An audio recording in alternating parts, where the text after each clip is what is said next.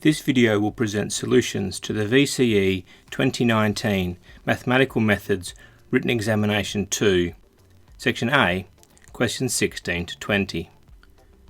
Question 16. To select the graph that best represents f-x, it can be useful to draw a sign diagram for the derivative based on the shape of the graph of f of x. This sign diagram will have zeros at 0 and 5, based on the stationary points of the graph of f of x. It will have signs negative, negative, positive, based on the decreasing and increasing nature of f of x around these values. Now looking for the graph of y equals f-x that best corresponds to this sign diagram, we can focus first on the zeros of f of x. This means we can eliminate c, d, and e.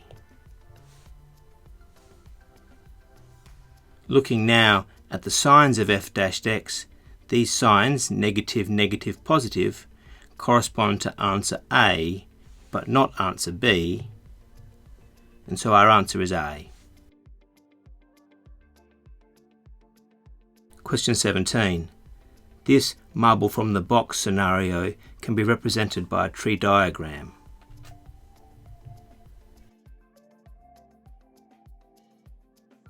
We require the probability of drawing two marbles of the same colour, and so we need to determine the probability associated with red then red and green then green. As there are k red marbles out of n, then drawing the first red has probability k over n. As the drawing of the marbles is done without replacement, the probability of drawing the second red, given the first one was red, is k take 1, because there's one less red marble, over n take 1, because there's one less marble overall. Thinking similarly about drawing two green marbles, the first one has probability n take k over n, and the second one has probability n take k take 1 over n take 1. Based on this tree diagram, the probability we require is as follows.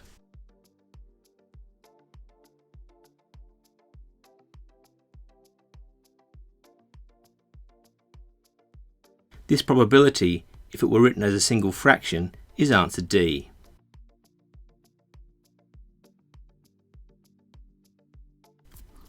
Question 18. In this question, we need to find the probability that x is greater than 0.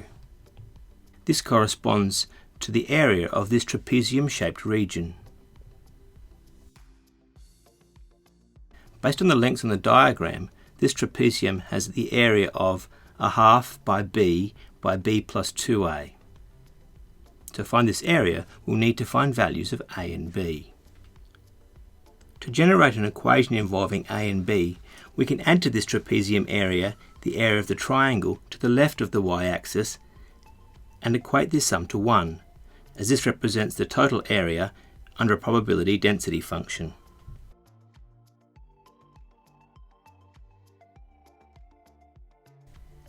To generate a second equation involving a and b, we can use the fact that the average value of p from negative a to b is 3/4.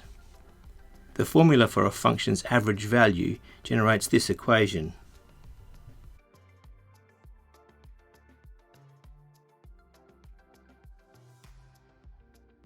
Because we are working with a probability density function, then the integral from negative a to b of p of x equals 1.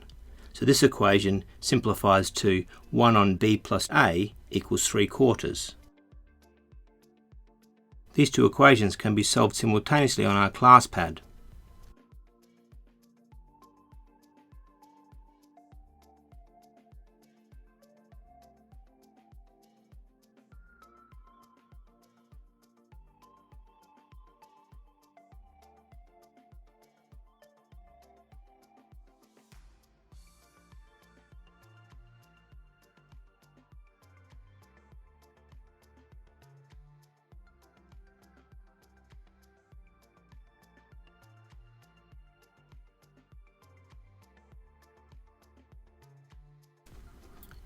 As a and b are positive, we want the second of these two sets of values.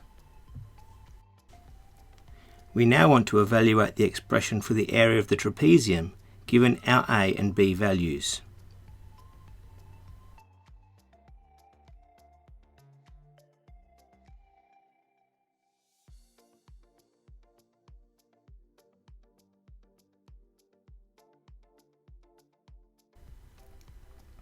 Tapping Simplify gives us a probability of 7/9, which is answer D.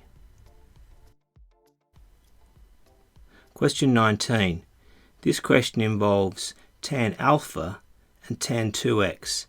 Tan alpha has a period of pi, and tan 2x has a period of pi over 2. We need solutions for tan 2x equals D, and we know that tan alpha equals D. This implies that the first solution we require is when 2x equals alpha, which is when x equals alpha over 2. Based on the period of tan 2x, the solutions that we are required to sum are alpha over 2 plus alpha over 2 plus pi over 2, plus alpha over 2 plus 2 pi over 2, plus alpha over 2 plus 3 pi over 2, etc.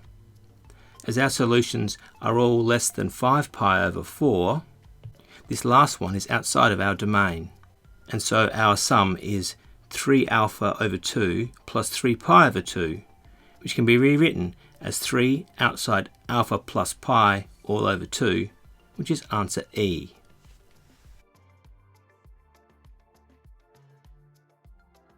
Question 20.